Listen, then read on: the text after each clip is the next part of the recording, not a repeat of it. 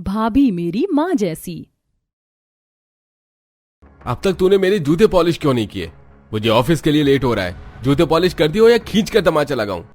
नहीं नहीं भैया, मैं अभी आपके जूते पॉलिश कर देती हूँ। अब घबराती हुई आरोही पॉलिश करने लगती है। आज तक माँ पापा ने मेरे ऊपर कभी हाथ नहीं उठाया था, लेकिन आज मेरे चाचा के बेटे ने मुझ पर हाथ उठाने की कोशिश की। अगर माँ होती तो इनकी हिम्मत ना थी ये सब करने की। आरोही ये सब सोच रही होती है कि तभी वहां पर अमृता आती है। कितनी देर से जूते पॉलिश कर रही है, अब तक तेरा जूता पॉलिश नहीं हुआ? तुझे पता नहीं है हमारे ब्रेकफास्ट करने का टाइम हो चुका है। मेज पर खाना कौन लगाएगा? लगाती हूँ माँ। अब आरोही डाइनिंग टेबल पर सबका ब्रेकफास्ट लगाती है। अरे ये कैसा खाना बनाया है, इसमें तो कोई स्वाद ही नहीं है। आपकी सौतेली बेटी ने ही बनाया है। अरे मैं तो कहती हूँ अब इसे यहाँ से हटाकर एक नौकरानी रख लेते हैं। हाँ माँ, सही कहा आपने, इसके बस की कुछ नहीं है। इसकी तो बस शक्ल ही मासूम है, वरना तो सारी हरकतें इसकी मार खाने वाली हैं। मेरी ही गलती है जो मैंने अपने भाई और भाभी के मरते ही उनकी बेटी को अपने पास ले आया। अच्छा होता कि मैं उसी दिन उसको अनाथ आश्रम छोड़ देता। गलती हो गई पापा जी, मुझे माफ कर दीजिए। लाइए मैं दूसरा खाना बना देती हूँ। रहने दे, कोई जरूरत नहीं है। अब एक काम कर, ये सारे झूठे बर्तन उठा और अभी जाकर धो। अब आरोही सभी झूठे बर्तनों को धोने लगती है। मेरे सौतेली मम्मी पापा कितने बुरे, मेरे साथ कैसा बर्ताव करते। मुझे अच्छे से याद है जब मैंने पहली बार अपनी माँ पापा के लिए खाना बनाया था। अरे बेटा बस कर, अब और कितना बनाएगी? मैं इतना नहीं खाऊंगी। माँ मैं आपके लिए प्यार से बना रही हूँ, आपको खाना पड़ेगा। अब कुछ देर बाद सभी लोग आरोही के हाथ का बना खाना खाते हैं। अरे मेरी बेटी, खाना तो बहुत लाजवाब बना है। सच में खाना बहुत स्वादिष्ट बना है। सच में माँ, लाइए मैं भी खाकर देखती हूँ। आरोही जैसे ही अपने हाथ का खाना खाती है वो उसे थूकते हुए कहती है, क्या मम्मी आप कितना झूठ कह रही हो? खाना तो बहुत घटिया बना है, आप लोगों ने इसे कैसे खा लिया? चुप कर, इतना अच्छा खाना बनाया है मेरी बेटी ने, इतनी मेहनत से बनाया है, मैं इसे कैसे खराब बोल सकती हूँ? ये अमृत है मेरे लिए। क्यों चली गई माँ? मैं आपके प्यार के लिए रोज पल पल तरसती हूँ। इसी तरह अगले दिन सारा फैंसी ड्रेस पहनकर बाहर जा रहे होते हैं, जिसे देख आरोही कहती है, आप लोग कहीं जा रहे हैं क्या? हाँ हम लोग आज रेस्टोरेंट जा रहे हैं डिनर करने के लिए। अरे पर मुझे तो किसी ने बताया ही नहीं, मैं भी कपड़े बदल कर आती हूँ। तुम हमारे साथ नहीं जा रही हो आरोही, तुम घर पर रहोगी। पर क्यों? मेरे को भी बाहर जाना है खाना खाने, मैं आज तक कभी बाहर खाना खाने नहीं गई।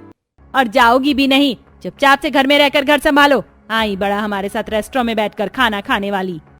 इतना कहकर अमृता अपनी सौतेली बेटी को छोड़कर चली जाती है। वहीं आरोही घर की साफ सफाई करके सो जाती है। ऐसे ही कुछ दिन गुजरते हैं और एक दिन आरोही की सौतेली बहनें हाथों में शॉपिंग बैग लेकर, मम्मी देखो मैंने मॉल से अपने लिए कपड़े खरीदे, कैसे लग रहे हैं? अरे वाह, कपड़े तो बहुत एक्सपेंसिव हैं, बहुत अच्छे लगेंगे। थैंक यू मम्मा। तभी वहां आती है आरोही। अरे आप दोनों के हाथ में तो बहुत खूबसूरत कपड़े हैं, मैंने आज से पहले कभी इतने खूबसूरत कपड़े नहीं देखे। माँ मुझे भी ऐसे कपड़े चाहिए, मेरे भी सारे कपड़े खराब हो चुके हैं। देख रहे हैं कनिका के पापा, आपकी सौतेली बेटी कैसे फरमाइश कर रही है। सच में माँ, हमें तो शॉक हो गई हूँ इसकी बातें सुनकर। वैसे आरोही तुम क्या करोगी एक्सपेंसिव और फैंसी कपड़े पहनकर? करना तुम्हें नौकरानियों वाला ही काम है। हाँ, और घर के काम करने के लिए तुम फैंसी कपड़े लेकर क्या करोगी? एक काम करो, तुम हमारे पुराने कपड़े रख लो।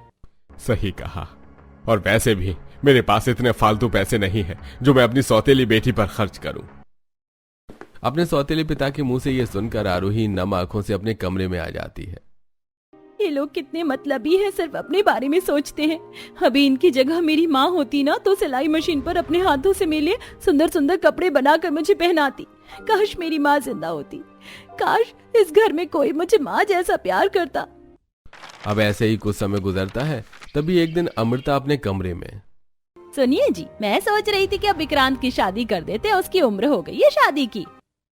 अरे मैंने कभी तुम्हारी बात को टाला है, तुम सही कह रही हो। एक अच्छी लड़की ढूंढ के विक्रांत की अब शादी कर देते हैं। विक्रांत को भी जब यह बात पता चलती है तो विक्रांत भी अपनी माँ को शादी के लिए हाँ कर देता है। जिसके बाद कुछ ही महीनों में अमृता एक अच्छे परिवार की लड़की से पूरी विधि विधान के साथ अपने बेटे विक्रांत की शादी कर देती है। मनीषा शादी करके अपने ससुराल आती है, जहाँ वो चौखट पर कलश को गिराकर गृह प्रवेश करती है। कितनी चांद सी सुंदर बहू है मेरी। हाँ भाभी बहुत अच्छी हैं। भाभी का ड्रेसिंग सेंस भी बहुत अच्छा है। हाँ मुझे भी भाभी का ये डिजाइनर लहंगा बहुत अच्छा लगा। भैया भाभी तो बहुत सुंदर है। Thank you. शुक्रिया आप सभी का।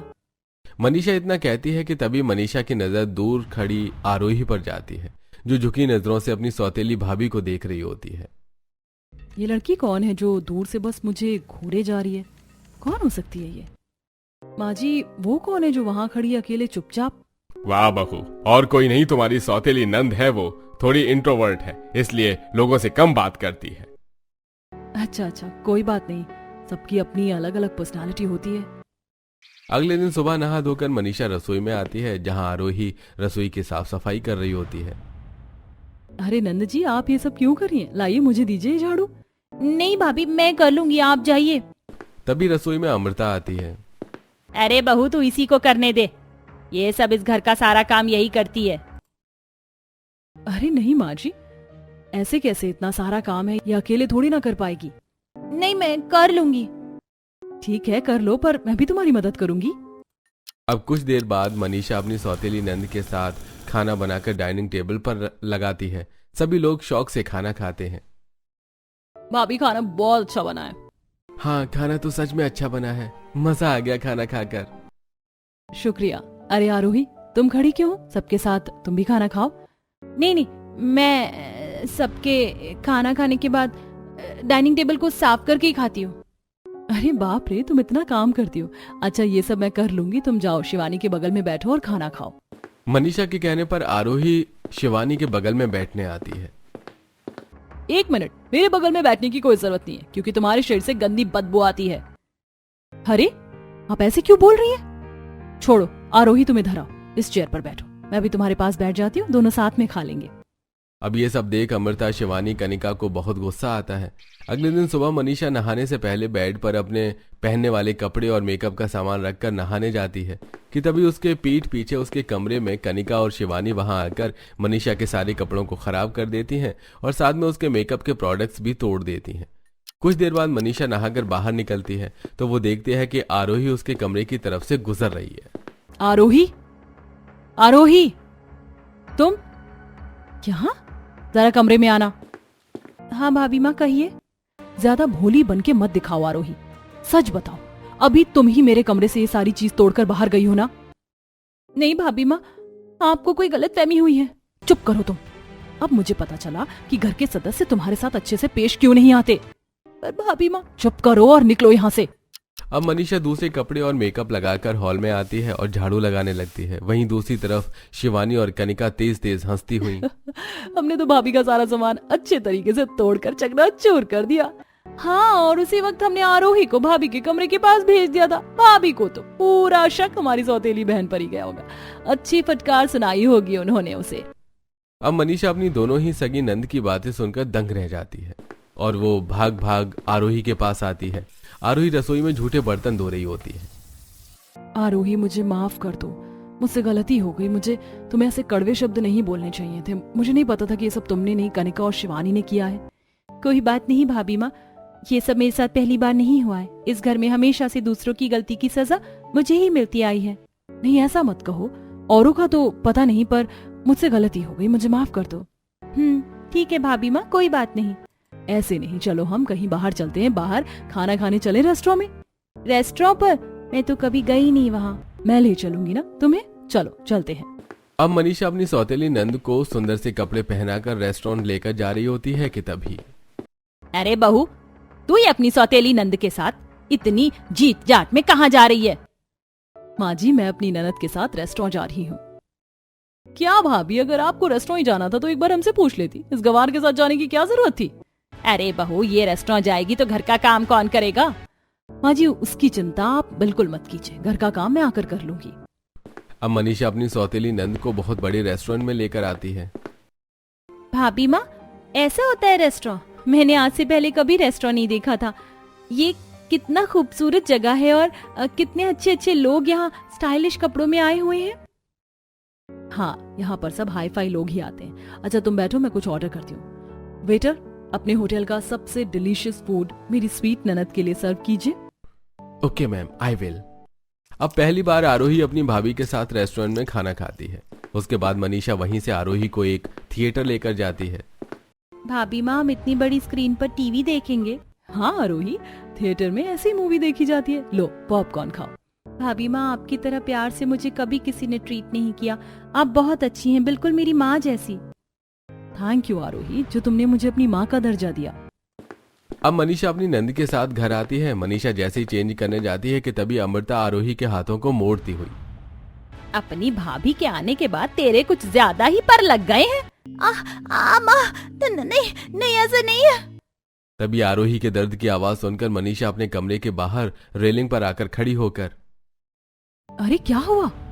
हॉल में आरोही तुम इतनी तेज क्यों चिल्लाई? सब ठीक तो है ना? हाँ हाँ बहू, सब ठीक है, तू चिंता मत कर। बोलो आरोही, सब ठीक है ना? हाँ भाभी, सब ठीक है। ऐसे ही कुछ समय गुजरता है और एक दिन मनीषा अपने पति विक्रांत से कहती है, विक्रांत, शादी से पहले मैं फैशन डिजाइनर बनना चाहती थी पर बन नहीं पाई। पर अब सोच रही हूँ फैशन डिजाइनर ना सही पर घर में सिलाई का काम ही शुरू कर दूं। ठीक है, एक बार मुझे मम्मी से पूछ लेना। अब अगले ही दिन मनीषा अपने सास ससुर से इस बारे में डिस्कशन करती है। ठीक है बहू, कर ले कपड़े सिलना, कोई खराब बात थोड़ी है। अब मनीषा मार्केट जाकर सिलाई मशीन लेकर आती है और सबसे पहले वो अपनी पुरानी साड़ियों में से एक सुंदर ड्रेस बनाती है और उस ड्रेस को लेकर कनिका और शिवानी के पास जाती है। शिवानी, कनिका, देखो मैंने तुम दोनों के लिए एक खूबसूरत ड्रेस बनाई है।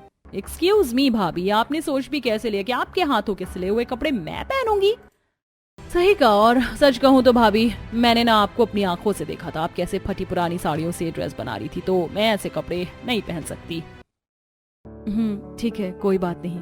अब उदास होकर मनीषा उस कपड़े को लेकर सिलाई मशीन के पास जाती है कि तभी वहां आरोही आती है।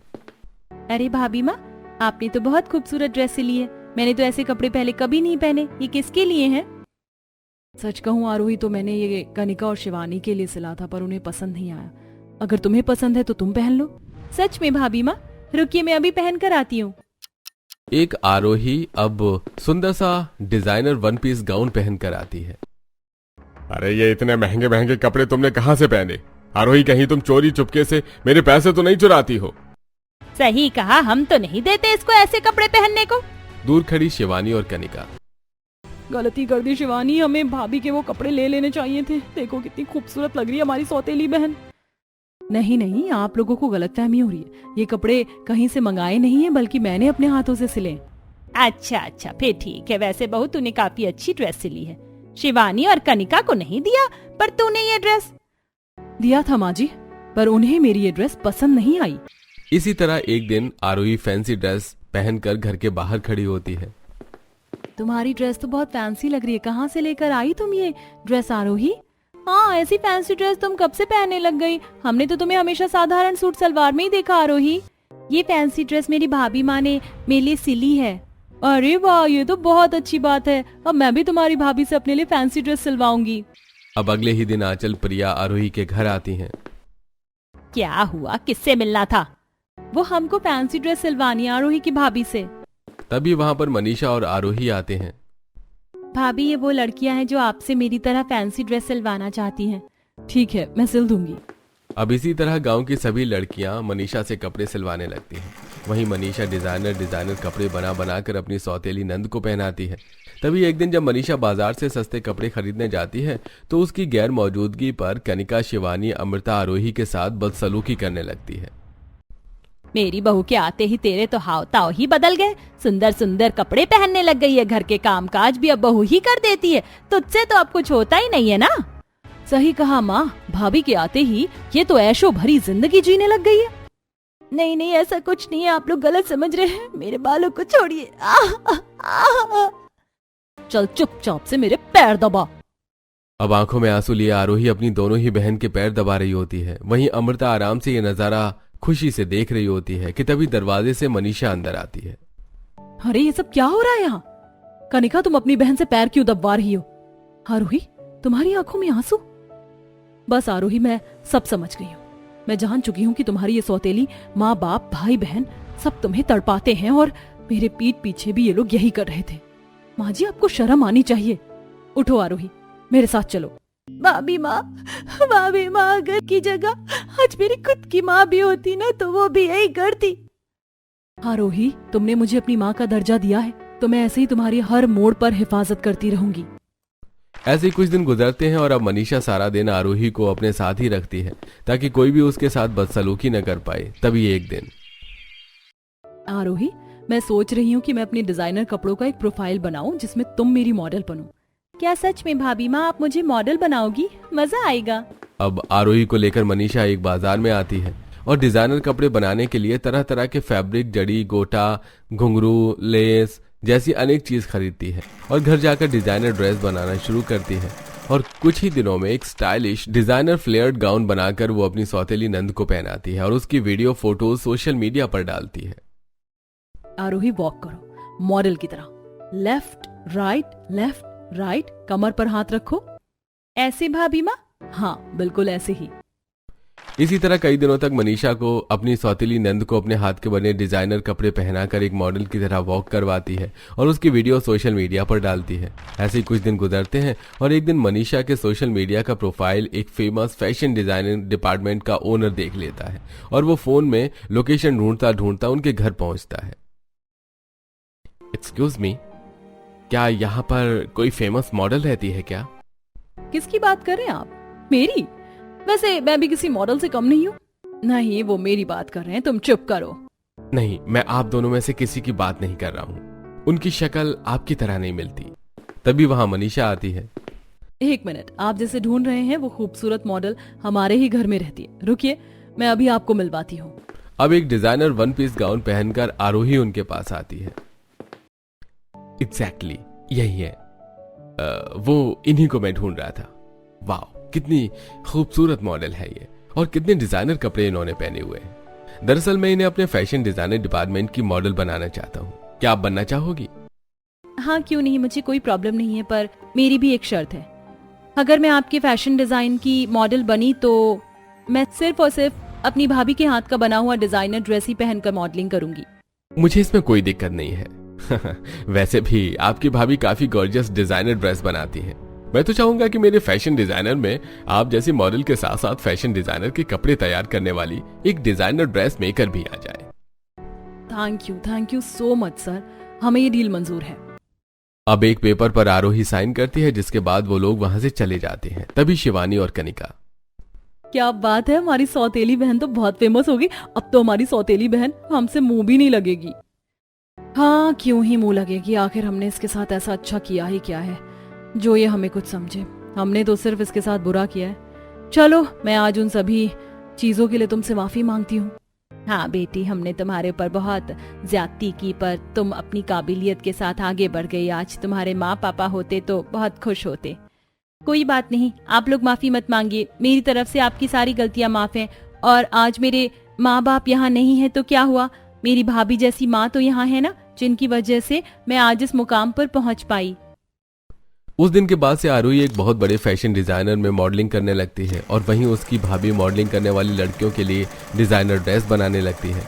साथ ही साथ अब अमृता, कनिका, शिवानी का व्यवहार भी अपनी सौतेली बहन के लिए बदल जाता है और वो अब उसके साथ प्यार से रहने लगती है।